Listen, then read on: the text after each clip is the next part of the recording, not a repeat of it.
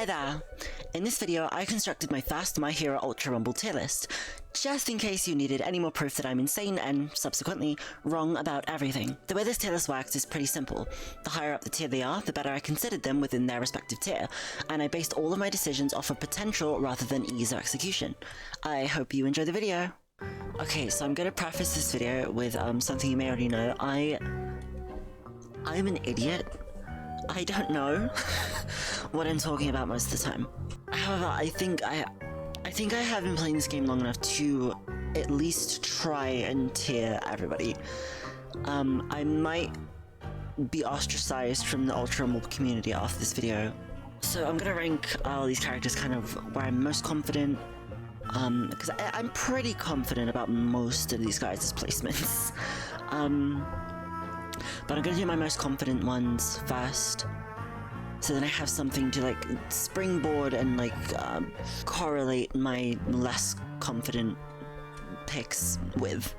First of all, I might get shit for this.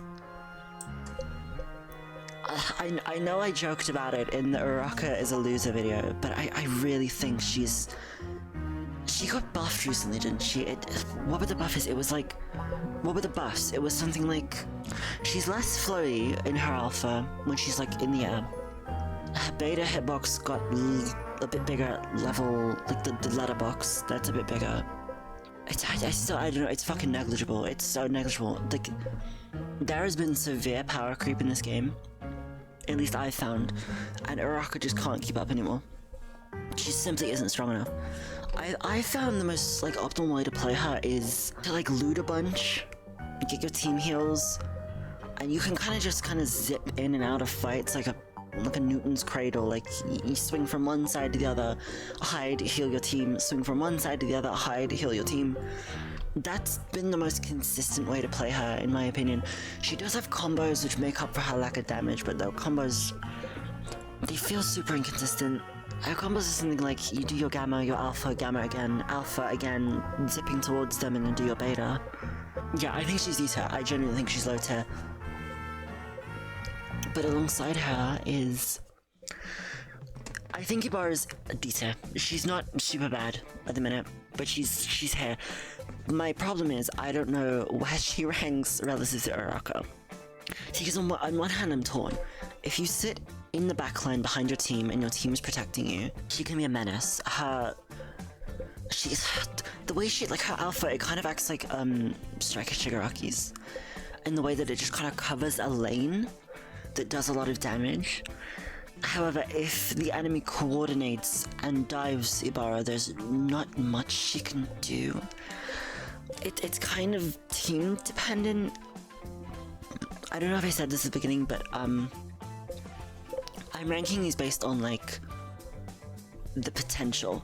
So, like, even if one character's execution is harder than another's, that execution has a higher payoff, I suppose. I don't want to do, like, two in theory sort of thing, because, like, in theory would mean every character has aimbot, so it just comes down to their, like, DPS. I'm gonna rank Uraka higher. I'm gonna rank Uraka higher purely because she has mobility, and if she lands her combos, she can kind of close the gap. But keep in mind, this is very close. They're very close together. I'm just gonna rip the band-aid off and go for one that I might get shit for. I don't know if this is controversial. The thing I found is that, like, the game has been so much fucking harder to play. With randoms, because everyone's been getting so much better. Time to kill in this game is really short, and I think that's because it's because a lot of the characters have been balanced around people not playing super optimally. Like, people not playing optimally with Denki, he's fine, like, it's whatever, but then people kind of learn how to do it, and he's lethal. He can essentially one-tap you solo. Like, it's really, really beastly. His gammas give him decent mobility. It's nothing like Bakugo or like rapid Bakugo.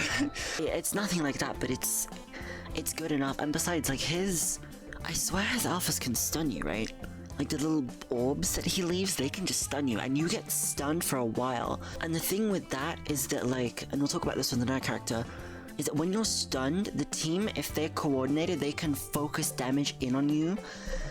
And like, you're stunned for like 2 seconds, but that is an eternity in this game. Again, if you're well coordinated, the team can just pile damage onto you because you walked into like an alpha. Like, this character is ridiculous at the minute. I think he's super strong. He's S tier. I'm gonna try and balance this out. I'm gonna dilute this. That may be more hot take with a slightly less hot take. All for one, he has to be, right? Like, considering the fact that, like, you know, he can be, like, okay, Denki's top tier, he can be Denki and All for One basically at the same time. And sometimes combo his...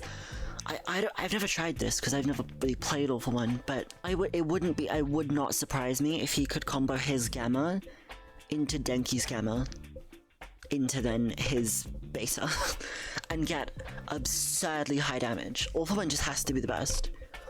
And I suppose on that note as well, Toga, I don't know if they fixed... I'm pretty sure they did. Did they fix the Toga Mirio bug? Toga's top tier, 100%. Again, just purely off the basis that she can copy the top tiers, although, she can't do it as well as All for One, purely because, like, All for One can be him and the other characters, whereas with Toga you actively have to transform, and it's just less... you know what I mean. Beta's like gotta be one of the most annoying moves in the game. Like, contender for like top 3 most irritating moves in the game. Let's move it down a tier. Mount Lady, A tier. She's good. She's really good. I mean, I don't know, she's just solid. She's just super solid. And kind of on that note, All Might. Although I'm gonna put All Might above Mount Lady purely because I think All Might has a better special action. They're just super solid characters. All around. I think, at least. Here's another one, but I think he's A tier, but I don't know where to put him. This is the character I was kind of talking about that related to Denki, is that his Gamma effectively stuns you. And in that stun, the team can, if they are coordinated, just pile damage onto you, effectively killing you. Not to mention, he's got really good mobility. You know what? I might put him above Mount Lady. His mobility's good, his damage is really solid, and his special action, I mean, it actually counters Mount Lady. If she's big, then special action her, and then she just can't do anything. You know, I'm gonna talk about Machine Gun Baku, and I think he's S tier. I mean, his execution's up there, but obviously we're not considering that. His mobility is gotta be the best in the game. I think Mirio might have something to say about that, but like, his ability to just run away when he doesn't want to take a duel, to chase when he does want to take a duel, and to duel. Like, he's kind of got it all. I feel like he has to be S tier, and again, better than Denki, I think. Alright, let's move it down the totem pole a little bit. I think Froppy's Beta. She's good, she's super good. I'm a little bit torn between top of B, bottom of A.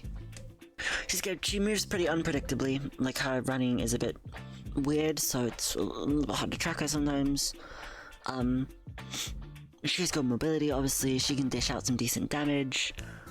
And she has ability to revive, which is kind of similar to what I feel about Ida. Like, he is hella hard to track when he's like moving quickly. He does have the ability to revive, but it's not as good as Froppy. But I think he makes up for that with like better damage overall. I don't know, I could go either way on these two. I genuinely could. Like, today I'm feeling Froppy, but tomorrow I might feel Ida. Let's bring in Kirishima. Let's fill the C tier. I think Kirishima's C tier. Not that he's bad, but he's just such... It's an accurate anime portrayal.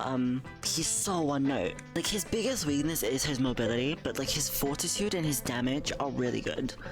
I think problem is though, like, mobility creep is a bit of a problem in this game, so if people don't want to fight him, they can just leave. They can leave and or just poke at a safer range that he can't really touch. But I don't know, like, if Kirishima dives on like a Derby, then Derby pretty much is just dead. He's finished. He's solid. If he can get in those brawling close quarters, like against a character like Ibarra and Derby, then he can be really good. He can be really good. Speaking of Derby, I was gonna put him in B tier, but I think C tier is more appropriate just because of... again, not that he's bad, but it's just like his claim to fame is that he's just a cockroach. He's kind of hard to kill, but if you focus him, then he will die. His traps can be a bit bad, and so he's honestly just annoying. I found honestly he's just annoying. I hardly ever feel threatened around a derby. He's just super fucking irritating. I mean, this is gonna be fun when this tier list is immediately outdated when Derby's quirk skill set comes out. Let's have some more fun in the B tier. I think Kendo's there. I don't know.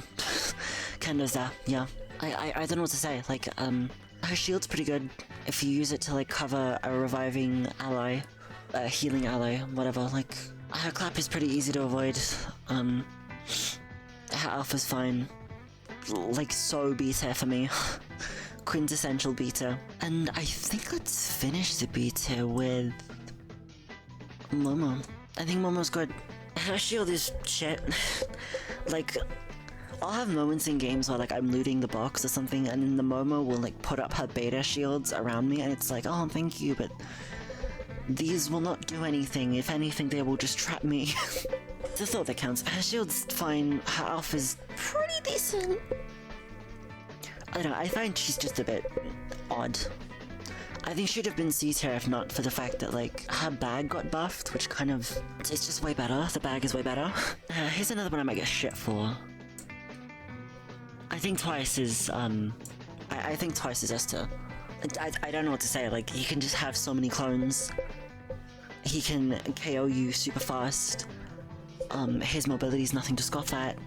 The clones of himself essentially have aimbot, which is ridiculous. Like, especially so on PC, I've found, because, like, everyone, like, console has this crazy aim assist, obviously, so everyone's fighting kind of with a sort of aimbot. But when Twice aimbots you, like, his clones, it's so much more jarring, I found. And it's hard to deal with. It's hard to deal with.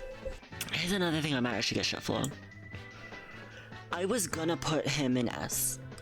He was S tier, like, in... what, season 1 and 2? Like, everyone, like, pretty much universally agreed he was one of, if not the strongest character in the game. I don't see it now. I simply don't see it. I think the thing that made him super strong initially was, like, again, it's the thing we have with Denki, it's stun. Like, if Todoroki froze you, the team could just dogpile you and, like, pour you with damage. And it'd be over. And I don't think you can really do that anymore. Or at least, like, not as much. He can move around well on the ground, but he leaves an ice trail, which is pretty easy to track. He's a numbers character. He pumps out good numbers. That's kind of it. He's got a shield. It's better than Momo's. Bakugo would join him at top of A, but he's kind of kept his edge. Again, mobility. He's got probably the best mobility in the game for a striker. Endeavor might have something to say about that, but I don't know. With his alphas and his AoE grenades. His howitzer, if you hit that, does lethal damage. His alpha pierces as well, so you can kind of finish kills easier. I don't know, it's decent. I've also found it helps, like, when you're shooting down at somebody, sometimes you'll, like, your shots, you will get, like, caught on the edge, like the lip of a roof or something. So the piercing goes through that, and it's fine. It's a quality of life sort of vibe, in my opinion. Oh, Cementos. Now this guy might be top of A. He's really good. You hit his shots, like effectively, like, if you are a good Cementos, you can dominate the game, especially in the small circle. Cementos can crank 90s on the battlefield. It's kind of crazy. He's incredibly, like, well defensively oriented. His kit is very good at that. He can revive people. I mean, so can Ibarra. Oh, hang on. My train of thought has been well and truly derailed. She can revive, and that's really good. I'll keep it the same, but we'll have to do, like, a look over again. No, but Cementos, like, his defensively oriented kit is very strong, and it works as intended. His damage is nothing to scoff at if you hit those shots. I'm thinking he goes top of A tier. I'm thinking he does. Like, he has mobility as well. That's like a weird thing. He has vertical mobility. I'm gonna go with Full Bullet Deku next. We're gonna... He's in the A tier. I don't know where. And let me explain why. He kind of has the same Kirishima problem. He's a bit of a one-trick pony. He has more than Kirishima, like, he's got better vertical mobility, better damage, I think. Yeah, I'm pretty sure. The problems are just kind of the same but less. Like, it's just that he can't really chase or run all that well, and his range is a bit of a problem. But when he can do what he wants to do, which is more than Kirishima can, I think it works. I think bottom of A tier works. Compress. You know, I thought as I placed more of these down, I'd become more certain, but now I've just become uncertain.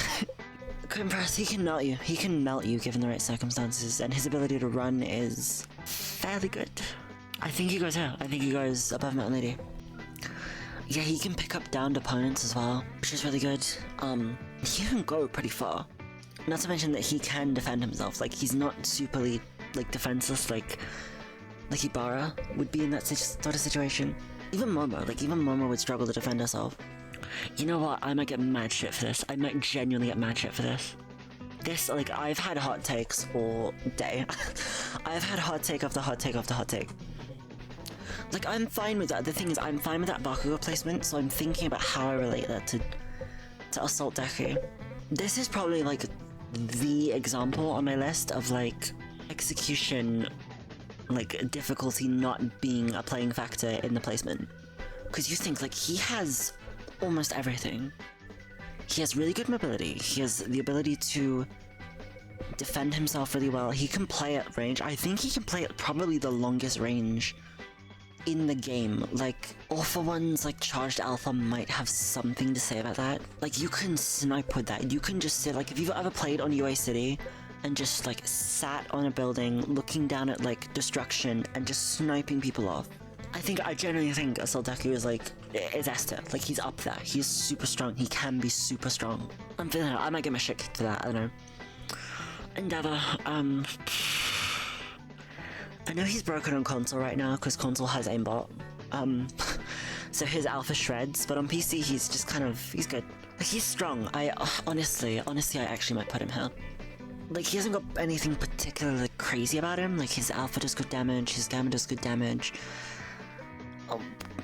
The only thing I maybe have to say is that, like, I don't love Prominence Burn, because you're a bit of a sitting duck. But other than that, like, yeah, he's good. He's good right now. I got the two Shigis and Mirio. Let's do him, because he got buffed recently, didn't he? I'm tempted to say above Endeavor. I'm really tempted to say that. Because a good Shigi will make it really hard for you to approach him.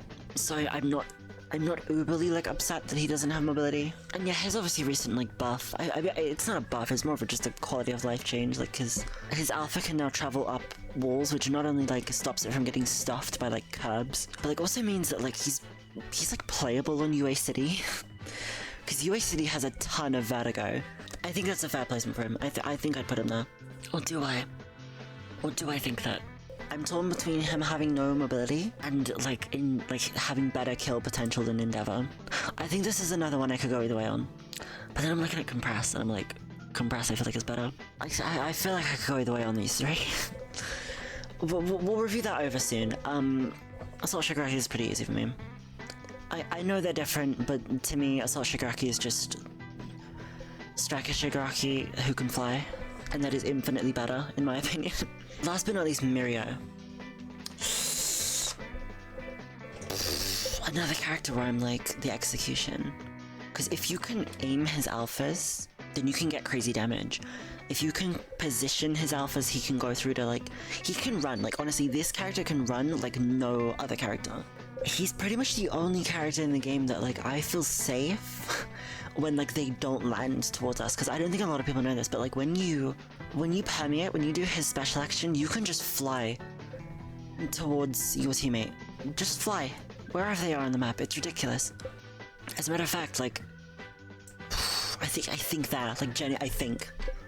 If his execution is correct, he can get really good damage and be either impossible to track or impossible to hit. Him and Assault Deku are probably the most, like, quintessential examples of how I'm, like, structuring this tier list. I feel like I have to. Like, if Ibarra has a team that is willing to, like, help her when she gets jumped, then Ibarra never dies. Because there's so much value there to protecting Ibarra. Like, you protect Uraraka, like, what can she really do? It's close. It's really close. I feel like I could go either way, but today I'm gonna say this. And that's the tier list. If you made it this far, do consider hitting the like button, subscribing, and ringing the bell so you never miss an upload. Thank you very much for watching, and bye-bye!